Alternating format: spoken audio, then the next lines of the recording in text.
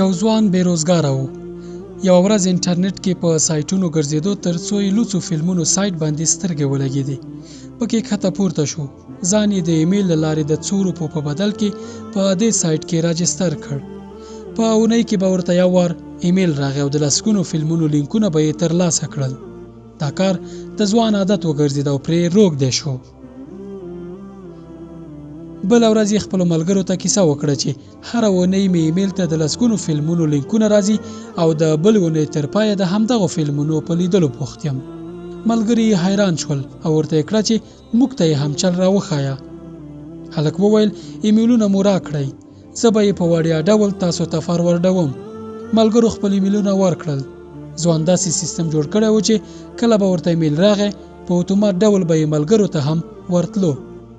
څو میاشتې وروسته ځوان مړ شو. له مړینې وروسته یو ملګری ګوري چې د مړ شوي ملګري له ایمیل نه ورته د لوڅو فلمونو لینکونه راغلي. هلک حیران شو چې هغه خو مړ شوی، څنګه یې له ایمیل نه ماته ایمیل راځي. ملګری وایي د سایټ مرکز ته ایمیل وکړ او ورته یې وویل چې د دې ایمیل خاوند مړ شوی، لکن اوس هم یې ایمیل ته د لوڅو فلمونو لینکونه راځي او بیا زموږ ایمیلونو ته فاروارډیږي. د شرکت لخوا یې د ایمیل ځواب راغی. له دې کار نه د خلاصون لپاره ضرور ده چې د مړ شوي کس د ایمیل پاسورډ تاسو سره وي.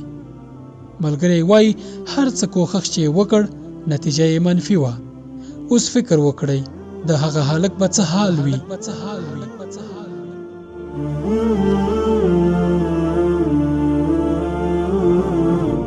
ځکه الله تعالی وایي بسم الله الرحمن الرحيم إن الذين يحبون أن تشيع الفاحشة في الذين آمنوا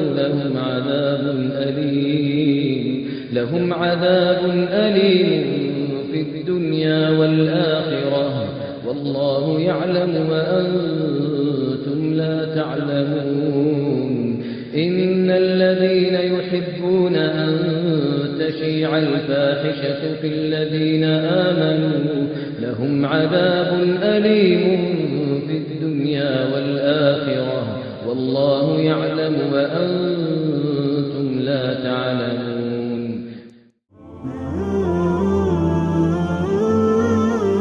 په خواله رسنیو کې د لوڅو انځورونو او فلمونو خپرولو همدا ډول حکم دی.